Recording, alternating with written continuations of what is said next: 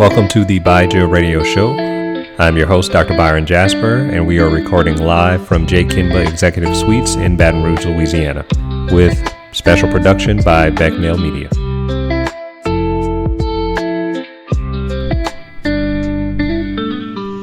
Coming in once again for the win with Byja Radio. You have made it to this place.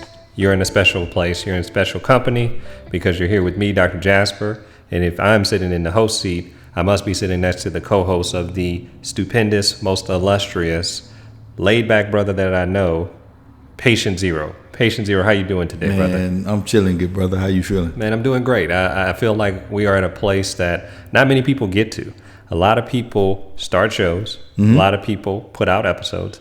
But a lot of people don't keep going, right? They don't. They want it to be success overnight. But we believe in long, hard-fought battles that will be won because we are consistent. Right. And consistency doesn't come without times of reflection. And one of the reflective moments that I think you and I talked about is, man, we've made it to 3 seasons, not full seasons yet. We're almost there, but we're at basically 2.5.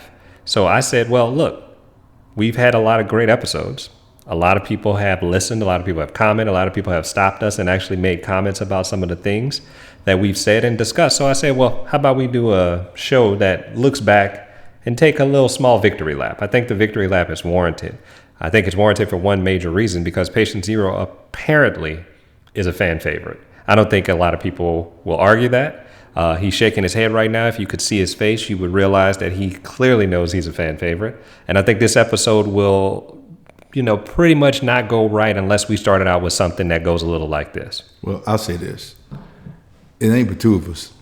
So if I'm not one of the favorites, it's a problem. I'm okay with like maybe I'm doing something wrong if I'm not one of the favorites. I'm okay with going by default being a favorite, but I'm just saying that if people literally listen for a moment and hear this, they're going to understand why Patient Zero is the favorite. Okay. This conversation has inspired a new phrase. It is a new phrase? Okay. What's the phrase that we got? Ready for it? Yes. It ain't tricking if you don't got it.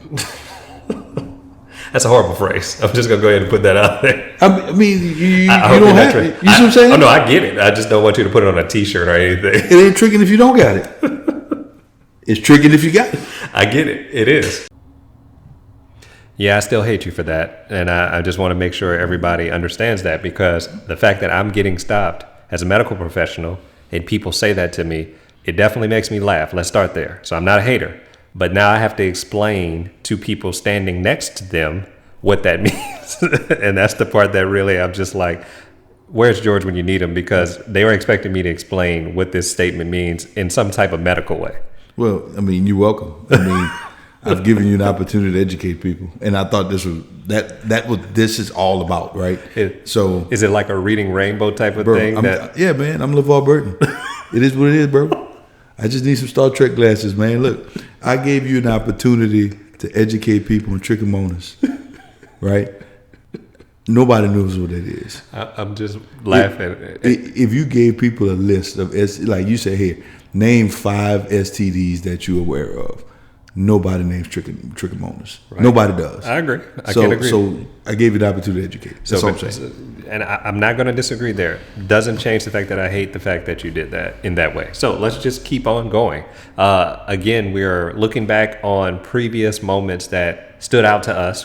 We have literally 27 episodes to pull from. Okay. And of 27 episodes, we were trying to find things that stood out to us based on listeners' comments, things that stood out, and things that really and truthfully stuck with us. And we would be hard pressed to not go to this episode where we talked about basically the United Healthcare CEO shooting that happened not too long ago. And we literally had a part of that episode where we talked about healthcare cost and dollars spent and who's basically pulling the strings. And that part stood out to us so much that I think it was one of our favorite or most listened to episodes. And we wanted to pull something that kind of highlighted the idea of what we're talking about when it comes to healthcare dollars. So if you listen in, you'll kind of get a sense of what we're talking about with this. 4.8 trillion a year. Do you think with all that money we're spending, we're having the best healthcare outcomes, middle of the road, or we're at the bottom? If I had to guess, I would say middle of the road. Yeah, I didn't see it in the notes. That's okay. But my guessing would be middle of the road because I would assume that we are behind some other advanced countries, but I'd also assume we probably better than third world countries. Gotcha. So I'm guessing middle of the road. Middle of the road. So a lot of it is dependent on who you're comparing it to. But if we are being as specific as possible, despite us spending $4.8 trillion a year, the U.S. ranks last in healthcare outcomes compared to 10 other wealthy countries. So if we're comparing us to the other wealthy, very well-to-do countries across the planet, we're often last when it comes to healthcare outcomes. So things like life expectancy, maternal health, diabetes, maternal mortality, fetal mortality when people are basically giving birth, we're often either last or at the bottom of the list. So we're spending the most money and having some of the worst healthcare outcomes, and yet everyone is sitting there thinking, hey, hospitals and doctors are the ones that's causing the problem. Insurance is just kind of there floating in the wind, not actually doing anything. Yet the people who are making the most are the ones that have little or nothing to do with the actual health care that's being delivered. They're not in the exam room. They're not driving the ambulance. They're not giving the therapy. They're not administering the medicine or checking them to make sure that there's no drug-to-drug interactions. They're often literally in an office somewhere making policy decisions. And those policy decisions affect you as a patient, me as a physician. And at the end of the day, we don't really have a say-so in it, but we're often the ones that are having the most problems. And that's the problem that a lot of people had when this actual incident happened. It opened up that box of, well, I have a story about something that happened to me where I spent all this money on insurance, whether it's a premium, a deductible, a procedure, and I did all of that and I still had a bill on the back end and I don't understand why. Right. Or it was denied and I don't understand why. Yet we're spending more and more and more because premiums continue to go up and we're still having poor outcomes. So it really doesn't make sense. And does that sound like a good system to you where you're spending a lot, but getting a bad outcome? And then they keep telling you, well, just give me more money. Yeah, that doesn't seem efficient at all. Would you say that that is a system you think should continue to go in that direction if that happened in any other industry? No, absolutely not. But it's going to continue to go in that direction because of all the profits. Absolutely. Now, the people who are driving the profits are the ones that think the system is fine. Or, hey, it's not okay, but, we're working on it. But the working on it oftentimes is very slow, very delayed, and very methodical to continue to go in the exact same direction that it is. So you'll hear people often say the system is broken, and I'm one of them. But you'll hear some other people say it's really not broken. It's working exactly like it's intended to. I was about to say, because if you're telling me I'm making $25 billion in profits, I would say there's nothing about it that's broke. Yeah, I would say it's working fine. Man, I mean, that's something that we don't hear too often. It's a rant from Dr. Jasper, man. But I think you're totally right. The healthcare system is broken, and it's a wild place right now, man. Costs are getting out of control. It's a lot. So I think that rant was not only timely for that topic, but it's timeless because it's still broken. Well, I'm going to say this.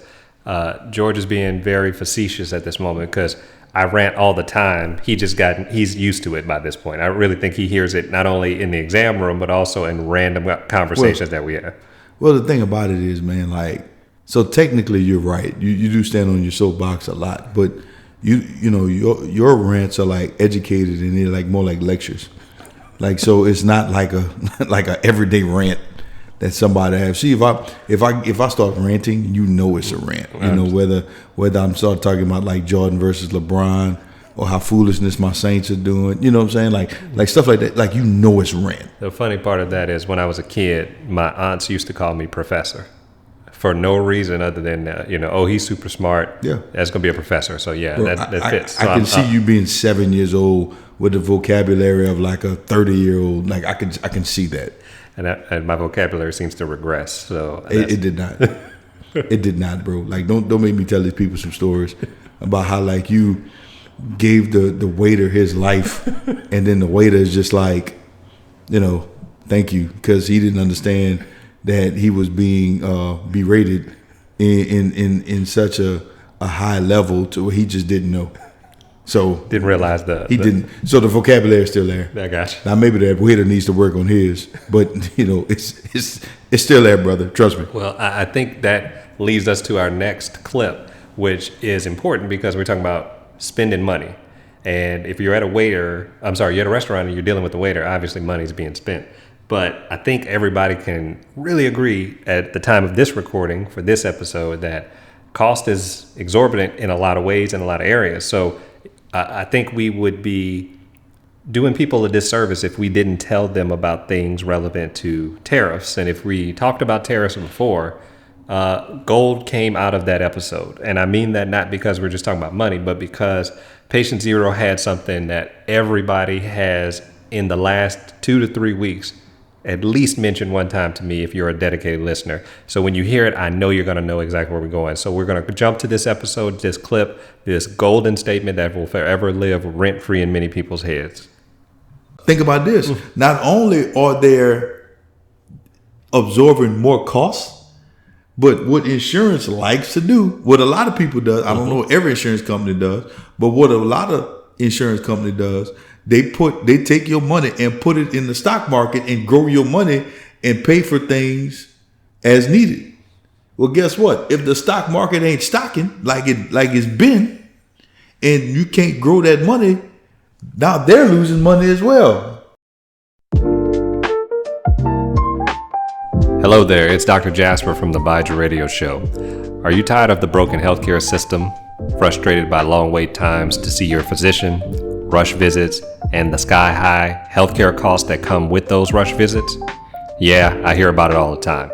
So if you're tired of dealing with any of those things, then I highly suggest you check out the book Byja Blueprint, an introductory guide to direct primary care for patients, physicians, and businesses.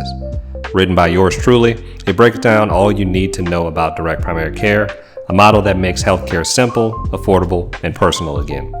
The book covers topics like how DPC differs from traditional insurance-based healthcare, what's the difference between direct primary care and concierge medicine, how employers can use DPC to cut healthcare costs, how this model reduces burnout for physicians and improves work-life balance, and so much more. Whether you're a patient, a doctor like myself who was fed up and burnt out, or a business owner tired of rising healthcare costs, this book lays it all out in plain English. So if you're ready for something better, check out Byja Blueprint, available in paperback, audio, and ebook format. Visit bookstoread.com/Byja Blueprint DPC and get your copy today. We all know that golden statement. We all love that golden statement. And the fact that it's so random and off the cuff as we sit and record, it happens so much. You all, possibly when we get to where we're live recording, people will hear the amount of things that come out. Because believe it or not, we're giving you the watered down version. I hate to say it that way, but Patient Zero has gold that literally comes in these different statements and phrases that I just have to basically stop the recording so we can laugh. But that is a golden statement, and I know he knows it, and I'm sure he's been stopped and heard people say things about it. Am I right? Yeah, my dad texted me the other day with that phrase. My good brother Antonio Cousin hit me up with that phrase in the group chat. It just came out. But I tell you what's going to happen. I'm going to have to become a lot more reserved, because if we go live and on tour, that kind of thing, we getting canceled, especially me. So I just stuff just comes out, man. I gotta do better. Yeah, well, I think you're doing great. Now you're doing the opposite of what is this next clip, which is basically talking about how the primary care workforce is not doing great. And that's the unfortunate part, because in the episode that we did on workforce shortages, we didn't talk about, well, look, there's just a shortage and so be it. We really jumped into whether or not an actual cause of the shortage can be identified. And we found out it was multifaceted. And with that multifaceted identification, we're saying to people that it's not just a quick fix, it's not a simple solve. But when you hear it, I think it'll make more sense what we mean about that multifaceted problem of causing workforce shortages in primary care. So there's a lot of factors in just basic arithmetic, if you will. But I think overall, the shortage is there. It's going to only grow, is what these projections are saying. Sure. And to answer the second part of your question, besides COVID, what else could it be? Well, again, just a 50,000 foot view, we're talking about things like burnout. Physicians and people in the workforce particularly will say, look, I'm just seeing tons and tons of patients every day. And then it gets to the point where I'm just overwhelmed. I'm swimming in charts when I get home. I got to make all these callbacks to patients about labs, and then I got to get up and do it all over again. So that burnout is real. The other part is feeling like you're not satisfied in the work you're doing. So you're seeing patients, but they're not getting better. I think we talked about it last time, something called moral injury, where you're feeling like I'm seeing all these patients, but I'm being told I need to see more patients, and I'm not spending time with that vulnerable population as much as we would really like. And I think the other part is that you also know that people can only do a job for so long and then they have to retire. So obviously, if you have people who started out in primary care 30, 40 years ago, they're going to retire. And are you making enough new primary care physicians to replace those that are retiring? So all of those factors play a part into that shortage, right? And if you don't have things in place that will allow people to have more job satisfaction, more fulfillment, less burnout, and then the ability to potentially put new people into the workforce to replace those that have left, you're going to continue to see a shortage. It's almost like you say you're chasing that forever dream of having enough, but you're not doing stuff to change how more are produced or how to keep people who enter into that workforce still there. So again, the workforce shortage is unfortunate, but it actually leads to happier things. And people may not understand what we mean by happier things, because since there's a workforce shortage, that means people like me have to care for a lot of patients in very vulnerable settings. And those vulnerable settings often lead to people calling and asking for things in a very emergent fashion. Well, when that emergent thing happens, patient zero has to sit in the hot seat. And he sits in the hot seat often. But in this episode, it happened right as we were recording. So I had to leave, and then patient zero had to take over. But of course, when I come back into the room, he doesn't make it something simple. He has to have a joke that lightens the mood, but also is something that lives, again, rent-free in my head, because at that point I realized I need to wear different shoes. Yeah, you need to wear different shoes. And also, I'm going to talk to the other Dr. Jasper and recommend that she get you a tracksuit. Maybe you can see patients in a white tracksuit instead of a white coat. I agree, and you'll understand what we're talking about when you hear this clip. So that is the idea of us trying to not only record, but also take care of patients and do what we do. So I'm grateful to have that opportunity to have the ability to do that and still come back and do this recording, but it definitely wasn't what we were expecting today. Yeah, and I'm pretty sure the patient that is patient whatever number, not patient zero, is grateful for the stitches without the bill on the back end. Correct. And look, I do want to say this. I can attest to the fact that Dr. Jasper did not plan on running today, because I know Dr. Jasper very, very well, and he has this vast collection of Air Max tennis shoes. These Nike Air Max tennis shoes, if you're not familiar, they're made for running. My brother in here got on some little casual polo shoes. He probably pulled in his Achilles trying to run in these little flat shoes. To make it even worse, they're not even laced up. So how are your Achilles like after that? Because bro, like y'all don't understand. Y'all didn't see these little polo loafers. They kind of fly, like they're smooth. But man, like there's no support, and there's the driver loafers with the little. It don't have a whole sole. It just got like the little dots on the bottom, like we all wear. But like that's not made for running. So so like, were you sore the next day? I'm pretty sure, because that was back before I was working out again. But now I feel much better because I'm actually getting my workout on, and it's not going to happen again. I stay ready. As you can see, I got on the Air Max today. Yeah, you do have so I got on the Air Air Max today. I was ready.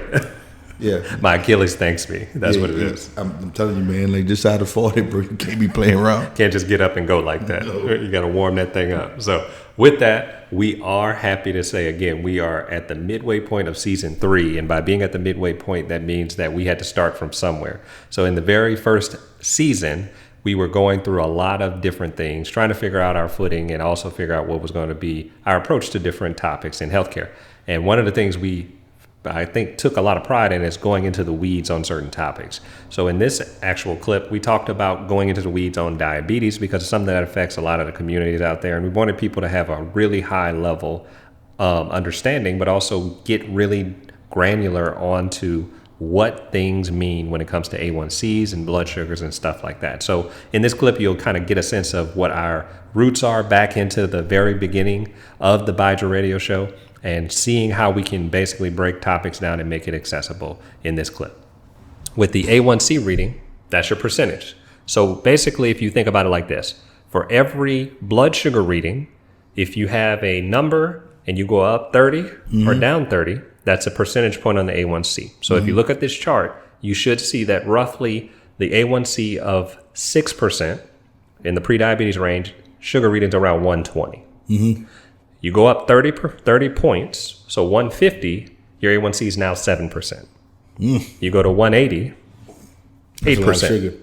Right? So as you're doing that, you can literally say, if my sugar runs about 200, 210 every day, I know my A1C is probably going to be about 9%. If my sugar runs around 120 every day, I know my A1C is about 6. Sure. So I learned that when I was in residency, and it's always helped me because if somebody gives me a book of their sugar readings, I can literally figure out what their A1C is probably going to be. And then when I check their blood test, I know what that A1C is actually accurate or it's inaccurate, right? So why is that important? Because most people have no idea what these numbers mean. They'll hear someone tell you your sugar's out of control, and in their mind, well, it's 270, so that's actually good because normally it's 375. And it's relative. Yeah, it's better that it's 270, but it's still really bad. It's really high. It's really, really high, right? So I mentioned all that to say the goal of this is to educate people, but also to let people know this is why we want you to be in care. Right. And this is why we want you to potentially have access to ask these questions, because hopefully you're in the room with your doctor and you're having a conversation and they are going to take time to explain this to you. Yeah, man, I remember that episode. A1C is something that's super relevant, especially in this area, South Louisiana. Absolutely. Everybody, putting a pound of sugar in their coffee or eating all kind of sweets or a lot of corn and just things of that nature. That's corn. You're laughing. Corn turns to glucose in the body. I agree with that, but I was definitely wondering where corn came. Because are you thinking candy corn or? I'm just thinking corn. Period, man. You boil crawfish. You got corn in there. Okay. I see where you're at. It is crawfish season, right? Yeah, it's crawfish season. You boil shrimp. You put corn in it. Or you get cream corn over rice if if you're from the country like myself. Obviously. So it's just a lot of stuff, man. I get you. I get you. But all that contributes to your A1C, and just to stay in a good range is good to keep your A1C under 7. Yeah. And that helps all those diabetics out there. And I've had many of people say, believe it or not, they've learned more about A1Cs in one episode than they did going to see their doctor. So that means we're doing something right. And that's also very embarrassing for the whole healthcare industry. It's not like, it's a great healthcare system in its current state, but we're fixing it here at Byja Radio. And I'm happy to say that. And what other way to fix things other than possibly going through them? Yeah. And when you're going through them, sometimes you have to go through some discomfort to get to a state of comfort. Well, not everybody, because patient 0 made it clear in this clip that he absolutely will go through discomfort rather than deal with this. Sometimes you got to keep it moving. So this is when you're treating the symptom but not treating the problem. Right. That's why we need to get to the right diagnosis. Constipation's awful, bro. I'd rather you sock me in the face than have constipation, bro. Like seriously. So you want someone to sock you in the face rather than you have constipation? Rather being constipated? Absolutely. Okay. Every day. You must have had a traumatic experience. Dude, if that happened. Well, I have some bad digestive history, but still. No, I'm talking about as a kid, because that's some of the worst kind. But even now, bro, like I will put Miralax in my coffee with the quickness. Like, I'm not doing it. I'm telling you, I'm not doing it. You're never going back? No, I'm not going back. I got to keep it moving.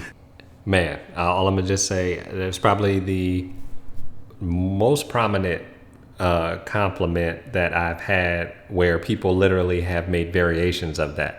I'd rather be socked in the face than take out the trash. I'd rather be socked in the face than... I've had people literally do variations of your statement to the point that that's how funny it is to do. I tell you what, bro, I'll take out the trash before I get socked in the face. With constipation, bro, like, that is the ultimate discomfort, bro. Like, I don't... Like, that does not feel good. Like, just, you can't move it. and then the body's trying to move it. It's just a bad situation. Like, I'd rather you punch me in the face. You've been thoroughly traumatized, obviously, and I'm not saying you should have that feeling, but the fact that you're still so convicted on this, bro, that's awful, bro. Like, I'm just not going through it. Like, there's so many products that I could use. You know, obviously, in terms of like Miralax or like Docalax or something, magnesium citrate. Like, I'm just not going through. You're not going to do it. I get it, man. I'm just not. It's too much. I got stuff to do. I hear you. And obviously, constipation isn't one of them. So yeah, not doing it. I think we have done the people a service of giving them a range of things that we have done at Byja Radio in the 2.5 episodes that we have literally made it through.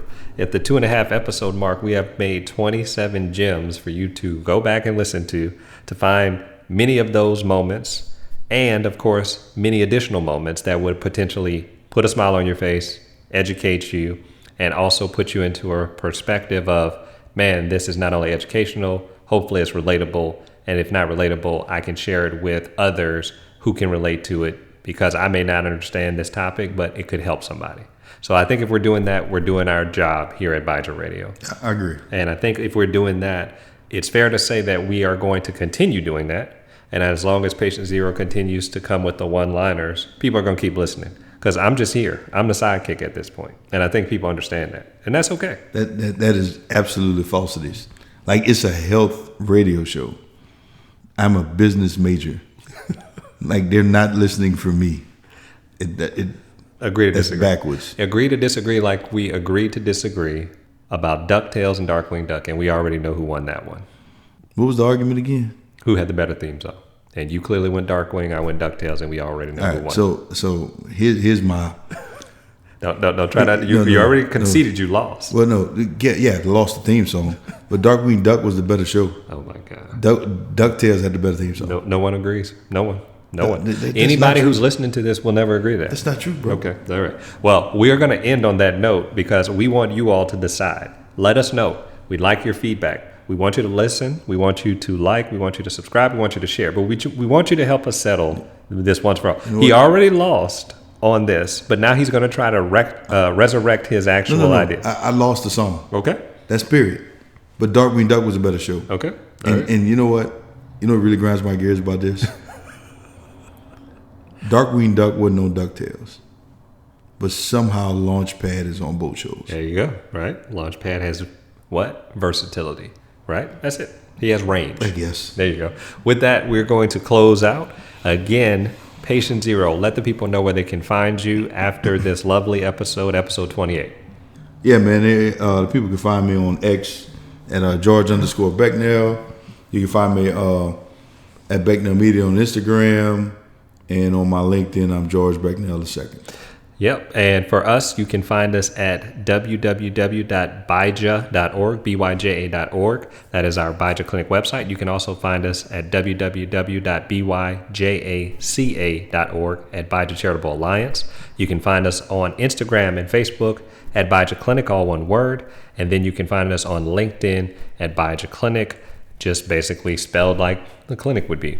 With that, we will close out. We are looking for these amazing reviews. Again, this episode may not be your absolute favorite, but it is one of ours because we are literally going back down memory lane. And it's amazing how time flies when we literally started this over a year ago. We started this in March of 24. As of this recording, we're in May of 25. Huh. So it's been a year of basically great moments, educational moments, important moments. Again, we're in a media business. As much as people don't want to admit it, that's what we're doing. So bringing time and effort to this allows people to hear, learn, and get better. And I think that's a beautiful thing. And based off of that, I think we deserve, and again, this is just me, I think we deserve some amazing ratings. I mean, I feel like we've gotten quite a few, but I know there are listeners out there that are basically sitting there saying, well, I haven't done it yet. So hit the like button, subscribe, share, and give us those amazing ratings because I think we should be moving up the charts. That's just me. Patient Zero, your thoughts? I agree. I think we deserve 5 stars. I think so. But that's just me. I might be biased. But I am biased. I'm gonna go ask. A closed mouth don't get fed. There you go. Just go ahead and give us 5 stars. I mean, pretty please. Between it ain't tricking if you don't got it, the stock market ain't stocking, and I'd rather be socked in the face. I mean, I don't know what else you need. I mean, it's not like there's much else out there. Yeah. I mean, you know, I don't hear John Hope Bryant saying funny stuff. Great podcast, by the way. Great guy. Absolutely. You know, Stephen A. is not really funny anymore. You know, he just yelling. You know, like come on, man. Like it's. There you go. We educate you. We put a smile on your face. What else you want? There you go. All right. With that, we will close out this episode. Again, we are loving where we are. We hope you are doing the same, and we look forward to seeing you next episode.